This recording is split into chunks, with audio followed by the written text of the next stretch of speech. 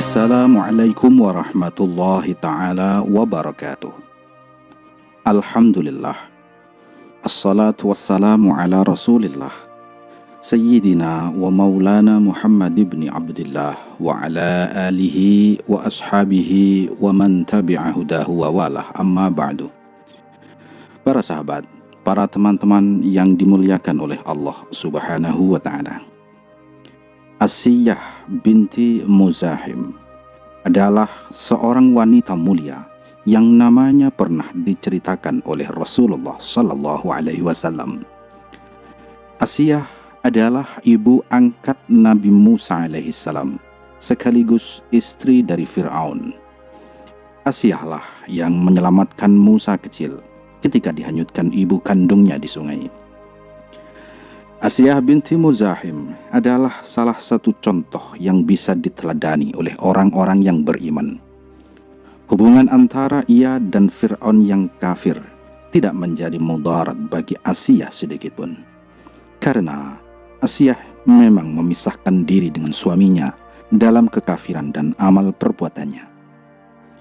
Allah subhanahu wa ta'ala bahkan berfirman di dalam surat At-Tahrim ayat 11, وَضَرَبَ اللَّهُ مَثَلًا لِلَّذِينَ آمَنُوا امْرَأَةَ فِرْعَوْنَ إِذْ قَالَتْ رَبِّ ابْنِ لِي عِندَكَ بَيْتًا فِي الْجَنَّةِ وَنَجِّنِي مِنْ فِرْعَوْنَ وَعَمَلِهِ وَنَجِّنِي مِنَ الْقَوْمِ الظَّالِمِينَ. Artinya, dan Allah membuat perumpamaan bagi orang-orang yang beriman, istrinya Fir'aun, ketika dia berkata, "Ya Tuhanku, bangunkanlah untukku sebuah rumah di sisimu dalam surga, dan selamatkanlah aku dari Fir'aun dan perbuatannya, dan selamatkanlah aku dari kaum yang zalim." Kisah ini bermula ketika Fir'aun ditinggal mati oleh istrinya dan ingin mencari istri yang baru. Pada suatu hari, Fir'aun memerintahkan kepada salah seorang menterinya bernama Haman untuk datang dan melamar seorang perempuan bernama Asiyah. Tapi lamaran Fir'aun ditolak oleh Asiyah karena ia tahu bahwa Raja Mesir ini adalah orang yang buruk sifatnya. Mengetahui lamarannya ditolak, Fir'aun pun marah, lalu mengutus bala tentaranya untuk menangkap orang tua Asiyah. Mereka pun dipenjara dan disiksa. Fir'aun yang merasa bisa melakukan apa saja tak mampu mendapatkan hati dari Asiyah. Fir'aun pun memaksa Asiyah untuk menikah dengannya, padahal Asiyah sudah menolaknya dengan tegas. Asiyah tak sudi dinikahi Fir'aun karena ia raja yang ingkar kepada Allah subhanahu wa ta'ala. Fir'aun lalu mengancam untuk membunuh orang tua dari Asiyah hingga membuatnya harus menikah dengan Fir'aun ini. Asiyah binti Muzahim adalah salah satu contoh yang bisa diteladani oleh orang-orang yang beriman, khususnya kaum wanita. Meski berstatus istri Raja Mesir yang kafir, namun Asiyah memisahkan diri dengan suaminya di dalam kekafiran. Dalam sebuah kisah disebutkan, ketika malam pertama saat Fir'aun ingin menggauli istrinya, saat itu datanglah sosok iblis perempuan yang menjelma sebagai wujud Asiyah. Setiap kali Fir'aun menggauli istrinya, itu bukanlah sosok Asiyah, karena kemuliaannya sudah dijaga oleh Allah agar kesuciannya tidak disentuh oleh penguasa zalim. Asiyah ini secara diam-diam beriman kepada syariat Nabi Musa alaihissalam. Asiyah juga menyembunyikan keimanannya di hadapan Fir'aun karena mengaku Tuhan yang wajib disembah. Asiyah menyembunyikan keimanannya karena khawatir apabila suaminya tahu, maka nyawanya akan terancam, seperti Sayyidah Masyitoh, tukang sisirnya putri Fir'aun.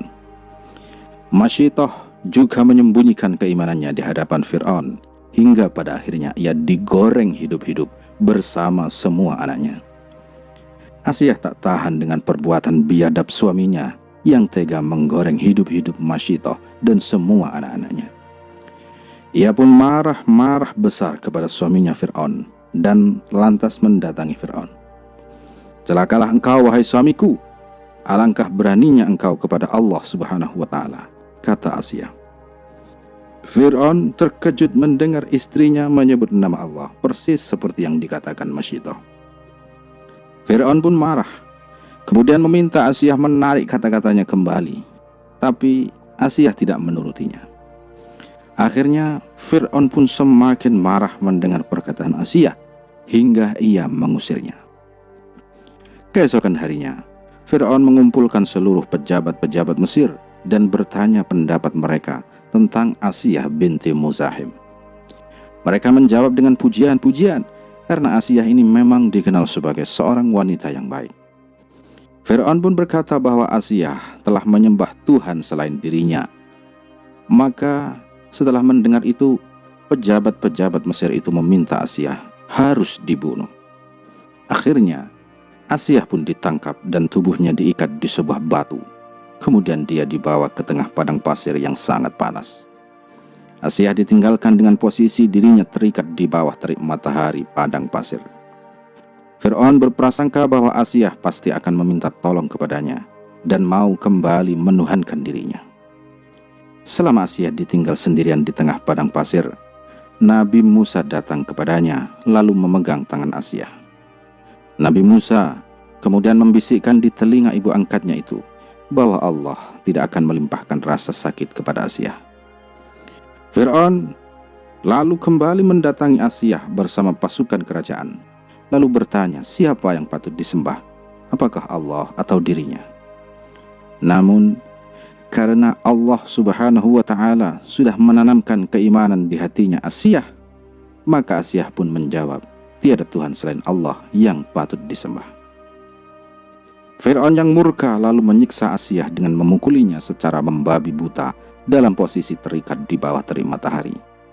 Sambil dipukuli, Asiyah dipaksa murtad, namun ia tetap menolak sampai-sampai pakaiannya terlepas sebagian karena siksaan Fir'aun.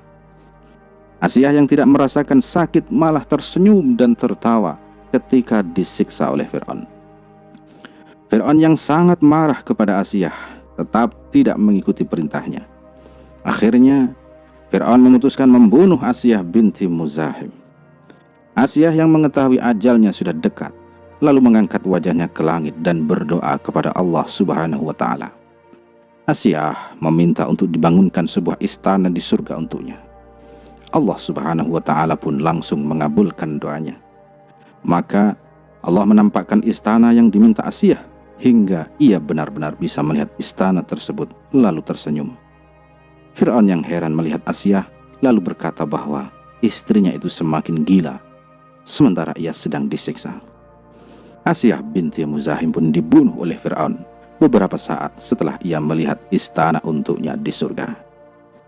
Demikian kisah singkat ini. Semoga menjadi bahan pelajaran bagi kita.